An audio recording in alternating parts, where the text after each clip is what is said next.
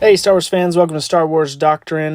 Chris Terrio, as you know, has been out doing lots of interviews, giving us lots of good answers on the Rise of Skywalker, and some of the questions he's been being asked have been really helpful and kind of filling in some of the gaps and also some of the questions that we as fans have had.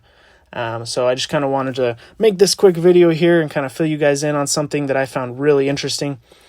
He talks about something that I've seen tons of groups talk about, and also just on our page as well. Lots of Star Wars fans are discussing whether or not JJ was kind of not really retconning The Last Jedi, but kind of trying to go against some of the things that Rian Johnson did in The Last Jedi.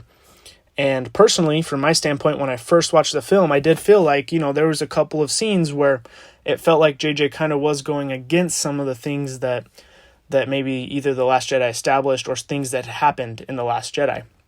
Whether you like the decisions made by Rian Johnson or by JJ, doesn't matter. This is purely just for funds, for speculation, and kind of diving into, the doctrine of it, if you will. So Chris Terrio had this to say about fans thinking that JJ and Chris Terrio were going against Rian Johnson. He said this: "Those people who see it as a meta argument between JJ and Rian are missing the point, I think. At the end of The Last Jedi, Luke has changed. When people look at that, I feel that they misread the ending of The Last Jedi. Throughout The Last Jedi, Luke is stuck, just as so many of the characters in The Empire Strikes Back were stuck. The Falcon's hype or drive is literally stuck. The Last Jedi is a really strong middle act because it seems like everyone is spinning their wheels and stuck in certain ways, just as they are in The Empire Strikes Back. I mean that in the sense of everyone is trying to move forward, but as in any middle act, they can't quite get there." So he just flat out says, you're missing the point if you think we were trying to argue with Rian Johnson. And I think that's the respectable answer. I think it's the right thing to say. There was quite a few things that kind of went against it. But I do have to agree on, some of the Luke stuff that I think people are taking as anti-Rian Johnson. I think a lot of it is being misunderstood. For example, one of the lines that really stuck out to me was Luke catches Rey's saber after she throws it, which was really cool to see him do that as a Force ghost, by the way, to actually catch the lightsaber. And he says, "This weapon deserves more respect," and everything like that. And my first thought was whoa, he's totally going against how he threw it over his shoulder in The Last Jedi. And I was like, maybe that is kind of anti-Rian Johnson here. But really, if you think about Luke's arc in The Last Jedi, it was him. By the end of it, regardless of whether you liked what they did with Luke or not, at the end, before he dies, he realizes, hey, I maybe messed up a little bit, and he comes back to try and save the Resistance and to really become a Jedi again, and to become, eventually he becomes one with the Force. So he's obviously changed, and he's obviously grown, and I think that's what Chris Terrio's point is here.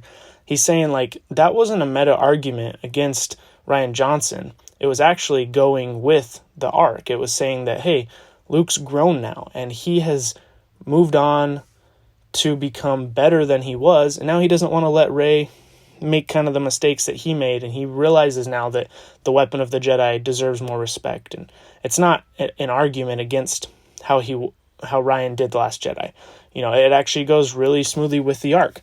And no matter which way you want to take it, I think that is true, that it does kind of go smooth with the arc. But I'll read what he kept saying here. Chris Terrio continues, he said, "That's his own character. He's making fun of himself. He's saying to Rey, please don't make the same mistakes that I did. That's another theme of the film. How do we learn from our ancestors? How do we learn from our parents? How do we learn from the previous generation? How do we learn from all the good things that they did, but not repeat their mistakes?" And I think that's a really good theme. That's what we're all trying to do in life, honestly, is take the good from the people that have taught us and also try to cut out the bad. So Luke's just really trying to help Rey do that. And I actually loved how JJ handled Luke's Force Ghost stuff in this movie. I thought it was beautifully done and really showed Luke's power in a good way, and then showed, how he knew how to direct Rey correctly. He really was kind of the grand master here that we all wanted him to be. Although I personally wish we would have gotten to see a little more of that Nate. Let's see here. just to kind of to cap this off, Chris Terrio says this: I think it would be a bad misreading to think that was somehow me and JJ having an argument with Ryan. It was more like we were in dialogue with Ryan by using what Luke did at the beginning of The Last Jedi to now say that history will not repeat itself and all these characters have grown. So he really focuses in this interview specifically on that scene because a lot of people took it as anti-Ryan. But I do think there were some other examples in the film that were kind of possibly anti, I've seen some people who have felt that it was anti-Last Jedi. And one of them in particular was kind of how Rose at the end is trying to save Finn from doing something crazy by trying to blow up the command deck. And Poe tells her, just go. And instead, like she did in The Last Jedi, she comes and cuts in and saves him anyways. But this time, Rose kind of did the opposite. But once again, I think the same logic can be applied. You can either take it as, yes, JJ was saying, okay, I didn't like the way you did that scene, so we're going to have Rose actually let him try to be the hero. Or you could look at it as Rose learned that sometimes there is a good opportunity for a heroic moment, and you should let him if you think he can do it. So it's one of those things. You can take it either way. But ultimately, at the end of the day, JJ had to look at what Ryan did and try to make it feel like a smooth transition coming from 7 to 8 and then into 9. You have to try and make it feel as smooth as you can. And I do feel like a lot of the character arcs were taken in the right direction. I was ultimately happy with how JJ did the characters, but I'd be really interested to, hear some of your guys' takes on whether you think JJ was trying to kind of argue with Rian Johnson's choices in The Last Jedi, or whether he really was just trying to keep the arc going in the correct direction. Thank you guys so much for your support. If you haven't had a chance already, please like this video and subscribe to the channel. And as always, may the Force be with you.